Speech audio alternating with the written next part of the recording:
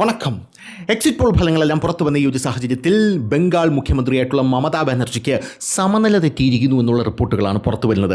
മമതാ ബാനർജി ഉറക്കത്തിൽ കിടന്ന് നിലവിളിക്കുകയാണ് എന്നൊക്കെ അറിയാനായിട്ട് സാധിക്കുന്നുണ്ട്. എന്തായാലും മമതാ ബാനർജി തെരഞ്ഞെടുപ്പ് കഴിഞ്ഞ ഉടനെ തന്നെ ഞാൻ ഡൽഹിയിലോട്ട് പോവുകയാണ്, ഇനി എന്നെ ഇങ്ങോട്ട് പ്രതീക്ഷിക്കേണ്ട എന്നൊരു സ്റ്റേറ്റ്മെൻറ്റ് അവിടെ ഇറക്കിയിട്ടുണ്ട്. പോരാത്തതിന് മമതാ ബാനർജി പറയുന്ന ഒരു കാര്യമുണ്ട്, ഇവിടെ വലിയ അട്ടിമറി നടന്നിരിക്കുകയാണ്. അതെങ്ങനെയാണ് എന്ന് ചോദിച്ചു കഴിഞ്ഞാൽ കേന്ദ്രസേന ഇറങ്ങിയത് കണ്ടില്ലേ, ഇത് അട്ടിമറിയുടെ വലിയ ലക്ഷണമാണ് എന്നാണ് മമതാ ബാനർജി പറഞ്ഞുകൊണ്ടിരിക്കുന്നത്. കഴിഞ്ഞ പ്രാവശ്യം അവിടെ മരണമായിരുന്നു ഈ ഇലക്ഷൻ്റെ സമയത്തും. ഇലക്ഷൻ്റെ പോളിംഗ് ബൂത്തുകളിൽ എന്താണ് നടന്നതെന്നറിയാമോ? BJPക്ക് ശക്തിയുള്ള പോളിംഗ് ബൂത്തുകളിൽ ഇവന്മാർ രണ്ട് ബോംബെറിയുമ്പോൾ അപ്പുറത്തിരിക്കുന്ന വോട്ട് ചെയ്യാൻ വരുന്നവൻ വിചാരിക്കും നമുക്കെന്തിന് തൊല്ല എന്ന് വിചാരിച്ച് വോട്ട് ചെയ്യാതിരിക്കും. ഇനി വോട്ട് ചെയ്യാൻ ആരെങ്കിലും വന്നാലോ BJPയുടെ ആ ഒരു ചിഹ്നത്തിൻ്റെ പുറത്ത് ഇവന്മാർ വിക്സ് പുരട്ടി വയ്ക്കും. ആരെങ്കിലും വോട്ട് ചെയ്തിട്ട് പുറത്തിറങ്ങുമ്പോൾ അവൻ്റെ കൈ പിടിച്ച് മണപ്പിച്ച് നോക്കിയിട്ട് ഇടിയോടിടിയാണ്, ഇടിച്ച് നൂത്ത് എവിടെ തിരിഞ്ഞാലും ഇടി എന്നുള്ള രീതിയിലാണ് കാര്യങ്ങൾ മുന്നോട്ട് പോയത്. ഇത്തവണ മരണം 0. അമിത്ഷാ അവിടെ ഇറങ്ങി പണിയെടുത്തിട്ടുണ്ട് എന്നുള്ളതാണ് പ്രധാനപ്പെട്ട കാര്യം. അതിനിടയിലാണ് കഴിഞ്ഞ ദിവസം രാത്രി ഒരു റിപ്പോർട്ട് പുറത്തു വന്നത്, ബാലറ്റ് പേപ്പറിൽ വലിയ തിരിമറി അവിടെ നടന്നിരിക്കുന്നു എന്നുള്ളതാണ്. സ്ട്രോങ് റൂം തുറക്കുന്നു, ബാലറ്റ് പേപ്പറിൽ എന്തോ യവമാരി കാണിക്കുന്നുണ്ട് എന്ന് പറഞ്ഞ് മമതാ ബാനർജി അവിടെ ഓടിയെത്തുകയാണ്. നമുക്കറിയാലോ മമതാ ബാനർജി എന്ന് പറഞ്ഞാൽ ഡ്രാമ ക്വീനാണ്. ഇവിടെ കിടക്കുന്ന ഇൻസ്റ്റാഗ്രാം പിള്ളേരുണ്ടല്ലോ, ഈ ഇൻസ്റ്റാഗ്രാം പിള്ളേരുടെ കാമുകിമാർ കുറേ ഡ്രാമ കാണിക്കുന്നു എന്ന് പറഞ്ഞ് ഇവന്മാർ കുറേ റീലൊക്കെ ഇറക്കും. ഉറങ്ങാൻ സമ്മതിക്കുന്നില്ല, ഉറങ്ങാതെ വീഡിയോ കോൾ ചെയ്യുന്നു എന്നൊക്കെ പറഞ്ഞ്. അതൊന്നും അല്ല, ഇതാണ് യഥാർത്ഥത്തിലുള്ള ഡ്രാമ എന്ന് പറയുന്നത്. ഈ ഡ്രാമ മമതാ ബാനർജി ഇവിടെ നടത്തുന്നു എന്ന് പറഞ്ഞാൽ മമതാ ബാനർജി ഡ്രാമയുടെ അങ്ങേ അറ്റമാണ്. മമതാ ബാനർജി അവിടെ ഓടിയെത്തുന്നു, നെഹ്റു ഇൻഡോർ സ്റ്റേഡിയം എന്തോ ആണെന്നാണ് ഞാൻ മനസ്സിലാക്കുന്നത്. അവിടെ ഓടിയെത്തുന്നു, ആ സ്ട്രോങ് റൂമിൻ്റെ മുമ്പിൽ മമതാ ബാനർജി കുത്തിയിരിപ്പ് സമരം നടത്തുന്നു. നമുക്കറിയാം ആർജിക്കറിൽ അവിടെ ഒരു പാവപ്പെട്ട ഡോക്ടറെ ബലാത്സംഗം ചെയ്ത് കൊലപ്പെടുത്തിയതോ, അതൊരു TMC ഗുണ്ടയാണ് അത് ചെയ്ത് കൊലപ്പെടുത്തിയപ്പോൾ അവിടെയുള്ള ആൾക്കാരുടെ അടുത്ത് വന്നിട്ട് മമതാ ബാനർജി മുഖ്യമന്ത്രിയാണ്, അവിടെ കുത്തിയിരുന്നിട്ട് ആ കുട്ടിക്ക് നീതി കിട്ടണം എന്ന് പറഞ്ഞ് മമതാ ബാനർജി അവിടെ കിടന്ന് എന്ത് ചെയ്യുകയാണ്, സിന്ദാബാദ് വിളിക്കുകയാണ്. ഇതാണ് മമതാ ബാനർജി. അപ്പോൾ അങ്ങനെയുള്ള മമതാ ബാനർജി ഇവിടെ വന്നിട്ട് വലിയ രീതിയിലുള്ള പ്രക്ഷോഭങ്ങളൊക്കെ ഉണ്ടാക്കുന്നു. എല്ലാ TMC MLA മാരും ഇങ്ങോട്ട് വരണമെന്ന് പറയുന്നു. എല്ലാ TMC MLA മാരും ഇങ്ങോട്ട് വന്നിട്ട് കുത്തിയിരിപ്പ് സമരം നടത്തണമെന്ന് പറയുന്നു. ഇലക്ഷൻ കമ്മീഷൻ കൃത്യമായിട്ട് എന്ത് ചെയ്തു, അതിനൊരു വിശദീകരണം കൊടുത്തു. TMC അവരുടെ സോഷ്യൽ മീഡിയ പ്ലാറ്റ്ഫോമായിട്ടുള്ള എക്സിൽ ഒരു വീഡിയോ പങ്കുവച്ചു. കണ്ടോ, ആരോ എന്തോ ഇരുന്ന് എണ്ണുന്നു. ഇതാണ് ആ വീഡിയോ എന്ന് പറയുന്നത്.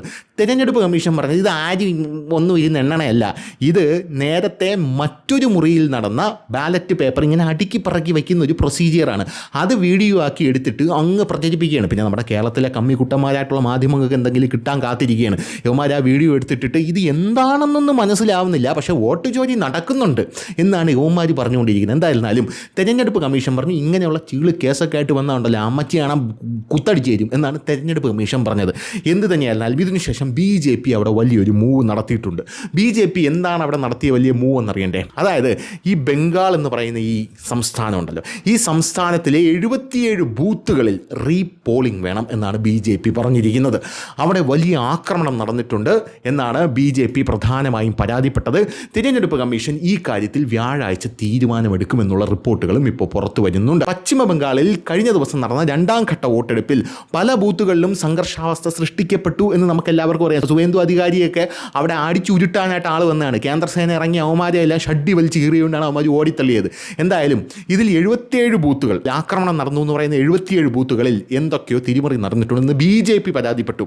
ഇപ്പോൾ ഈ 77 ബൂത്തുകളിലും വീണ്ടും വോട്ടെടുപ്പ് നടത്തണമെന്ന് BJP തിരഞ്ഞെടുപ്പ് കമ്മീഷനോട് ആവശ്യപ്പെട്ടിരിക്കുകയാണ്. അങ്ങനെയാണെങ്കിൽ 4-ാം തീയതി പശ്ചിമ ബംഗാളിൻ്റെ ഇലക്ഷൻ റിസൾട്ട് അറിയാനായിട്ട് സാധിക്കുകയില്ല. BJPയുടെ ആവശ്യത്തിൽ തിരഞ്ഞെടുപ്പ് കമ്മീഷൻ വ്യാഴാഴ്ച തീരുമാനമെടുക്കും എന്നാണ് തിരഞ്ഞെടുപ്പ് കമ്മീഷനോട് അടുത്ത് നിൽക്കുന്ന വൃത്തങ്ങൾ അറിയിച്ചിരിക്കുന്നത്. MP അഭിഷേകിൻ്റെ നഗരത്തിലെ 64 ബൂത്തുകളിൽ വീണ്ടും വോട്ടെടുപ്പ് നടത്തണമെന്നാവശ്യപ്പെട്ട് തൃണമൂൽ കോൺഗ്രസ് ജനറൽ സെക്രട്ടറി അഭിഷേക് ബാനർജി ഡയമണ്ട് ഹാർബറിൽ നിന്നുള്ള MP ആണെങ്കിലും BJP റീപോളിംഗ് ആവശ്യപ്പെട്ട 77 ബൂത്തുകളിൽ 64 ബൂത്തുകൾ ഡയമണ്ട് ഹാർബർ നഗരത്തിൽ നിന്നുള്ളതാണ്. ഈ ഡയമണ്ട് ഹാർബർ എന്നൊക്കെ പറഞ്ഞുണ്ടല്ലോ, മമതാ ബാനർജി അഴിഞ്ഞാടുന്ന പ്രദേശങ്ങളാണ്. മമത അറിയാതെ അവിടെ ഒരു ഇല പോലും അനങ്ങില്ല, അതായത് TMC ഗുണ്ടകൾ അറിയാതെ. എന്തായാലും മുഖ്യ തിരഞ്ഞെടുപ്പ് കമ്മീഷണറുടെ ഓഫീസിലെ ആഭ്യന്തര സ്രോതസ്സുകൾ പ്രകാരം ഈ 77 ബൂത്തുകളിൽ 32 ഫാൽറ്റ നിയമസഭയ മണ്ഡലത്തിൽ നിന്നും 29 ഡയമണ്ട് ഹാർബറിൽ നിന്നും 3 ബാജിൽ നിന്നും 13 കിഴക്കൻ മഗ്രഹത്തിൽ നിന്നുമാണുള്ളത് എന്നുള്ളതാണ് പ്രധാനപ്പെട്ട കാര്യം എന്ന് പറയുന്നത്. BJPയുടെ ബട്ടൺ അവിടെയുമാര് ടേപ്പ് ചെയ്തു. അതൊന്നും കാണൂല. രാഹുൽ ഗാന്ധി കുറ്റിയും പറിച്ച് കന്യാകുമാരി മുതൽ കാസർഗോഡ് വരെ വോട്ട് ചോദി എന്ന് പറഞ്ഞ് ആളും പേരും ഇല്ലാതെ നടക്കണയൊക്കെ ഇവിടെ കേരളത്തിലെ മാധ്യമങ്ങൾ കാണും. BJPയുടെ അവിടെയുള്ള EVM കൊണ്ടുവരുമ്പോൾ BJPയുടെ ആ സിമ്പൽ ഉണ്ടല്ലോ, അത് ടേപ്പ് ചെയ്തിരിക്കുകയാണ്, ടേപ്പ് വെച്ച് മറച്ചിരിക്കുകയാണ്. ഇതാണ് അവിടെ പ്രധാനമായിട്ടും നടന്നത്. അപ്പോൾ ഇതൊരു വലിയ അട്ടിമറിയാണ്.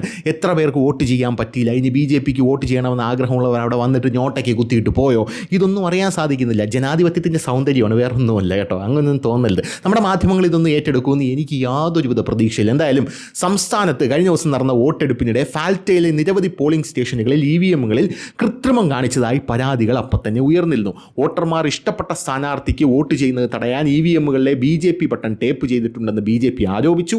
അതിനുശേഷം EVMകളിൽ കൃത്രിമം കാണിച്ചതായി ആരോപിച്ച് BJP തിരഞ്ഞെടുപ്പ് കമ്മീഷന് പരാതി നൽകിയിട്ടുണ്ട് എന്നുള്ളത് മറ്റൊരു പ്രധാനപ്പെട്ട കാര്യം. നോർത്ത് 24 പർഗാനാസിലെ ഖാറാനഗറിലെ 72 നമ്പർ ബൂത്തിൽ 5 തവണ EVM മെഷീൻ മാറ്റിയിട്ടും വോട്ടെടുപ്പ് ആരംഭിച്ചിട്ടില്ല എന്നുള്ളത് മറ്റൊരു പ്രധാനപ്പെട്ട കാര്യമായിരുന്നു.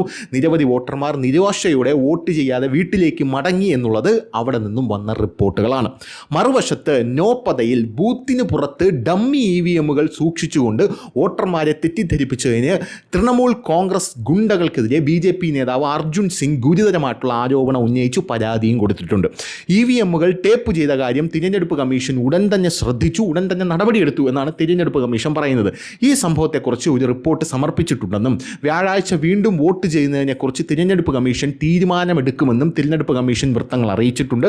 വോട്ടെടുപ്പിനിടെ ആക്രമണം നടന്ന നാദിയ ലോഹേന റോഡിൽ BJP പോളിംഗ് ഏജന്റ് മൊഷറഫ് മിറിന് മാരകമായിട്ടുള്ള പരിക്ക് പറ്റിയിട്ടുണ്ട് എന്നുള്ള റിപ്പോർട്ടുകളും പുറത്തു വരുന്നുണ്ട്. അദ്ദേഹത്തിൻ്റെ തലയിൽ 6 സ്റ്റിച്ചാണ് ഇട്ടിരിക്കുന്നത് എന്നുള്ളത് വേറൊരു കാര്യം. TMC ഗുണ്ടകൾ ആക്രമിച്ചാണ് നമ്മുടെ മലയാള മാധ്യമങ്ങൾ പറയുമ്പോൾ ബംഗാളിലെ ജനങ്ങൾ BJP അടിച്ചോട്ടിച്ചു എന്നായിരിക്കും അവന്മാർ വാർത്ത കൊടുക്കുന്നത്. പാനിഹതിയിൽ RG-കാർ അമ്മയും BJP സ്ഥാനാർത്ഥിയുമായിട്ടുള്ള രത്ന ദേബ്നാഥിനെ TMC പ്രവർത്തകർ വളഞ്ഞപ്പോൾ വലിയ സംഘർഷം ഉണ്ടായി. ഇതാണ് സ്റ്റാർ വാർത്ത എന്ന് പറയുന്നത്. ആരാണ്? പാനിഹതിയിൽ RG-കാറിൽ എന്താണ് സംഭവിച്ചതെന്ന് നമുക്കറിയാലോ. ഒരു പാവപ്പെട്ട ഡോക്ടറിനെ അവിടെ TMC ഗുണ്ടകൾ കൂട്ടബലാത്സംഗത്തിന് ഇരയാക്കി കൊന്നുകളഞ്ഞു. അവരുടെ അമ്മ ഇപ്പോൾ BJPയുടെ സ്ഥാനാർത്ഥിയാണ്. ഇതൊക്കെ വാർത്തയാണ്. കേരളത്തിലുള്ള മാധ്യമങ്ങൾ ഇതൊന്നും പറയുന്നില്ല. ആ BJP അവിടെ സ്ഥാനാർത്ഥിയായി നിൽക്കുന്ന അമ്മയ്ക്കെതിരെയും ഈ നരാധമന്മാർ ഇവന്മാരുടെ കരാള ഹസ്തങ്ങളുമായിട്ട് ചെന്നു എന്നുള്ളതാണ് പ്രധാനപ്പെട്ട കാര്യം. അങ്ങനെ BJP സ്ഥാനാർത്ഥിയായിട്ടുള്ള രത്ന ദേബ്നാഥിനെ അവന്മാർ വളഞ്ഞു.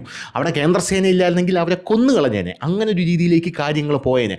അങ്ങനെ വളഞ്ഞപ്പോൾ അവിടെ വലിയ സംഘർഷമുണ്ടായി. ജനക്കൂട്ടത്തെ പിരിച്ചുവിടാൻ പോലീസിന് നേരിയ ബലപ്രയോഗം നടത്തേണ്ടി വന്നു. പിന്നെ ഭവാനിപ്പൂരിൽ VIP സീറ്റായി കണക്കാക്കപ്പെടുന്ന ഭവാനിപ്പൂരിൽ ശുഭേന്ദു അധികാരിയുടെ സാന്നിധ്യത്തിൽ ജയ് ശ്രീറാം, ജയ് ബംഗ്ല എന്നീ മുദ്രാവാക്യങ്ങൾ മുഴക്കിക്കൊണ്ടുള്ള ഹൈ വോൾട്ടേജ് വലിയ രീതിയിലുള്ള പ്രതിഷേധമാണ് അവിടെ ഉണ്ടായത്. ഭവാനിപ്പൂരിൽ മമതാ ബാനർജിക്കെതിരെയാണ് ശുഭേന്ദു അധികാരി മത്സരിക്കുന്നത്.